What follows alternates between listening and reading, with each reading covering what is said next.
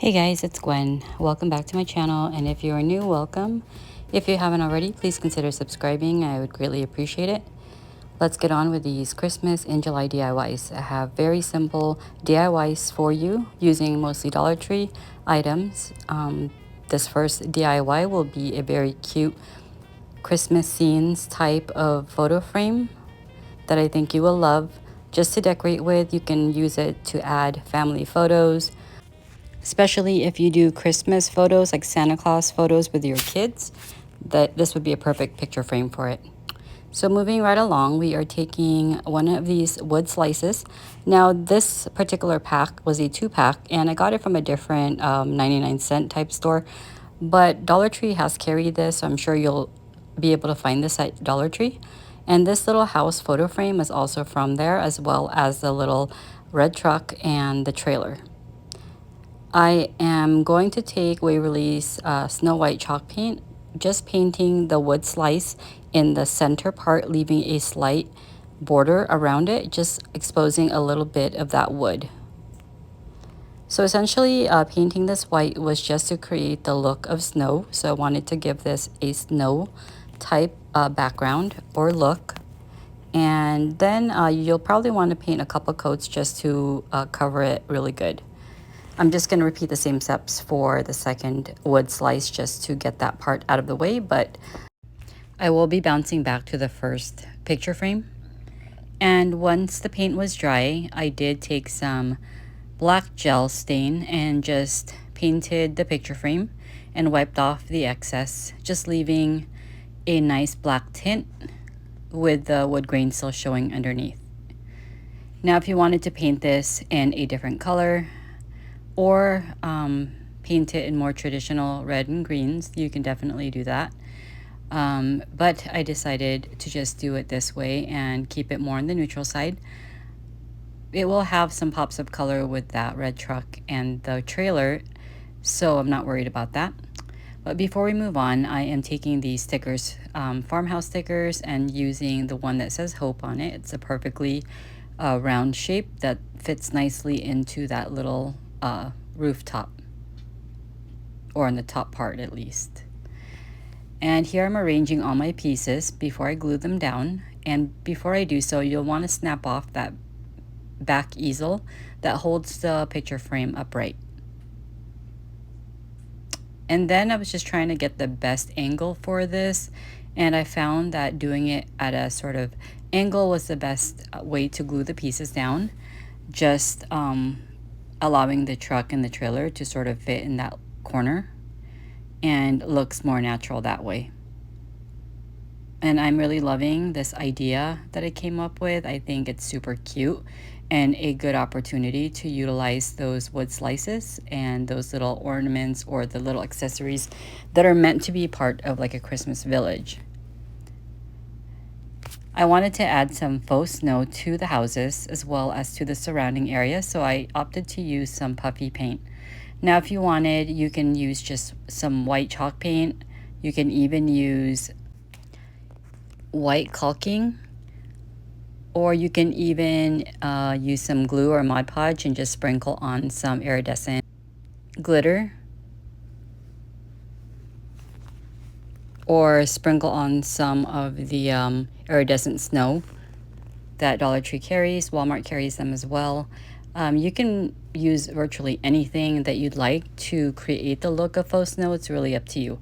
But I find that using this puffy paint is super easy. It has a very fine tip nozzle, which makes it easy to outline different areas. And also it's fun to use. You can just squeeze this over any part of this frame or the truck or anything that you want it to have that look of snow. So as you can see on the top, the rooftops, I did create sort of like a drippy effect, but I didn't really like how that was looking, so I eventually decided to just remove it, and I just scraped it off using my Cricut tool, and then just painting over those areas with that same gel stain.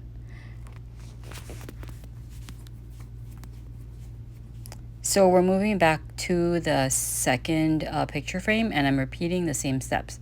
So I've already painted the wood slice in that white chalk paint. Now I'm going to stain the house in that same black gel stain. So repeat the same steps as you did for the first. The only difference will be the accessories that I use. Again, I'm using little accessories that come in a pack by the Cobblestone brand, Cobblestone Christmas, I believe. And it's part of the Christmas Village series or accessories that Dollar Tree carries.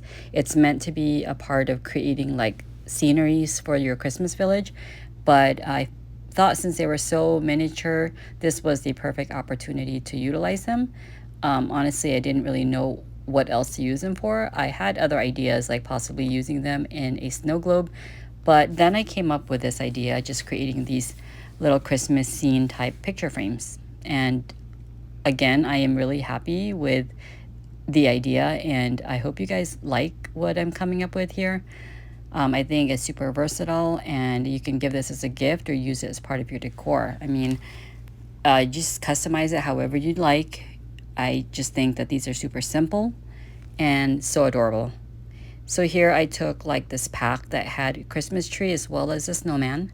They did have like Santa Claus, and they have like other things like mailbox and things like that, but I thought this was super fun and I decided to go with this one. So repeat the same steps and add your puffy paint to create the faux snow. I did add it all around the tree as well as the snowman. And then just make sure that you're doing it all over the wood, just from the front and back, just to create like even and making everything look symmetrical. So here are the finished looks of these picture frames. I think they are so adorable. I love them. I didn't put any pictures in them, but you can put pictures of your babies, kids, any family members, Santa Claus photos with your kids. You can even just type up or stamp some words on a piece of paper and just insert them, and that would be a super fun idea as well. So let's move on to the second DIY, and I'm just creating some cute rustic style, farmhouse style star ornaments. So here, as you can see, it is a shiny galvanized metal finish with a wood on top of it. And I decided to use some stamps, the gel stain, as well as that gold foil that you saw me show in the beginning.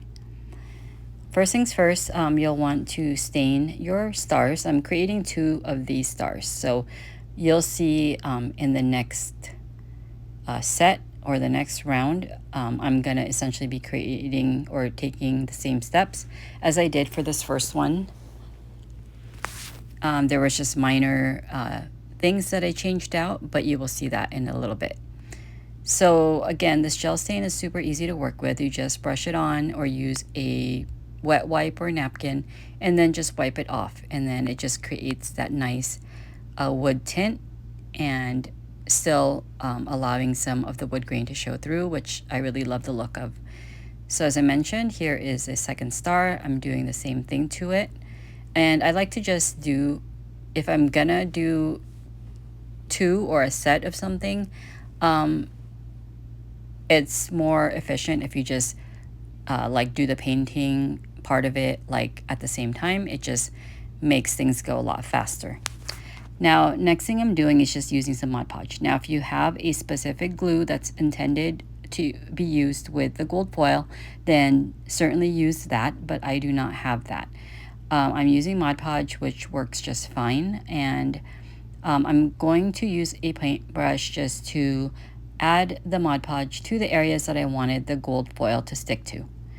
So when using the glue, I think it's a good idea to just allow the glue to dry just a bit if you can, allowing it to be just a little tacky, because that is what the directions on the gold foil sheet says to do.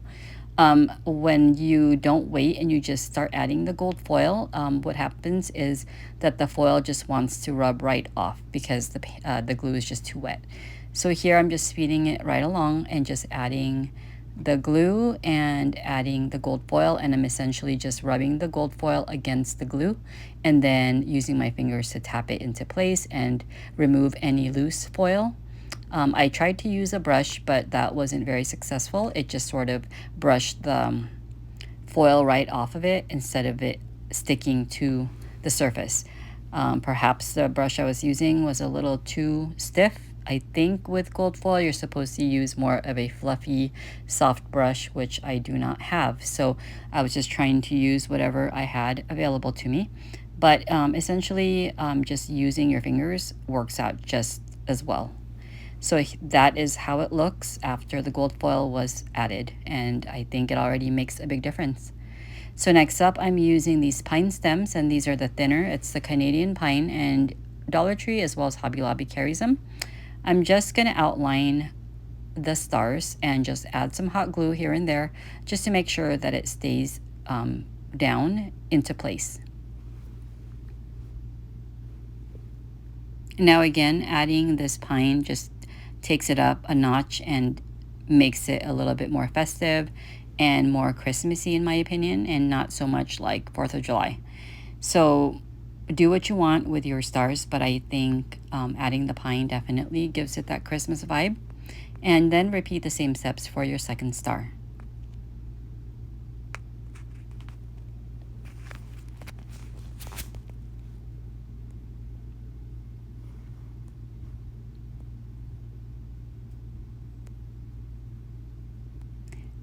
So one of the stems was not long enough to go around one full way, so you would have to end up using a second stem and just cut it down to size.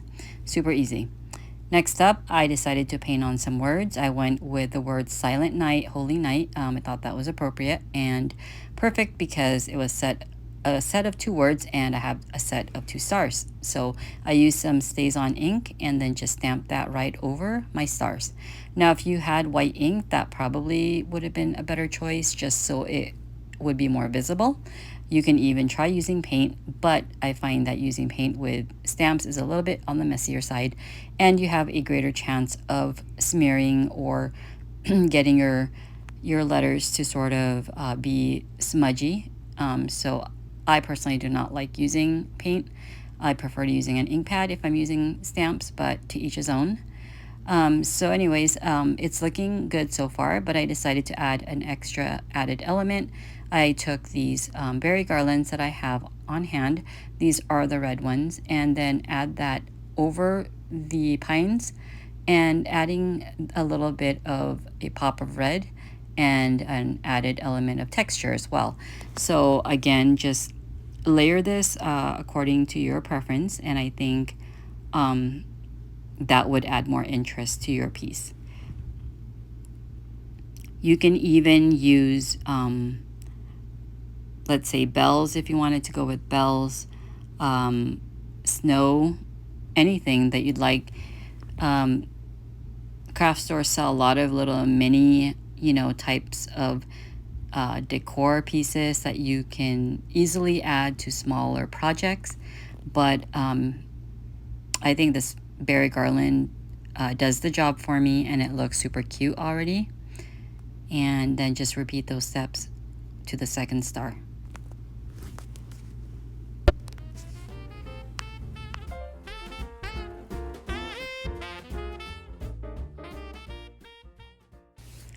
Now, how fun and festive are these looking?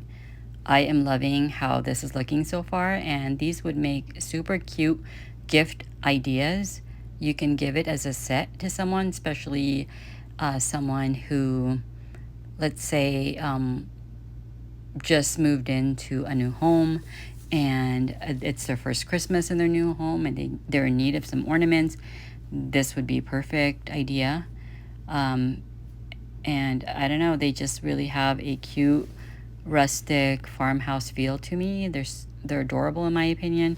Now if you wanted to go with a lighter background, you can paint this white and then use the black stamp, the black ink pad, and that would work out just as well.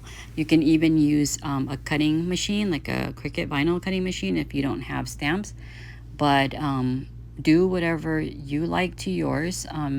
add your words in whatever way you want. You can even handwrite it if you have nice handwriting. So next up, I am adding a ribbon hanger, and I decided to use some red and white twine that came from Walmart, and this is more on the thicker side, sort of like a layered twine, more chunky. And I just created some simple hangers, making a double knot, and then adding a cute jute twine bow to the front of each, and I love how this looks. Let me know what you think, and if you like this idea, leave me a comment down below. What did you guys think of both of the DIYs that I showed you today? I hope you liked them. Give me a thumbs up if you did, and I'll see you in my next one.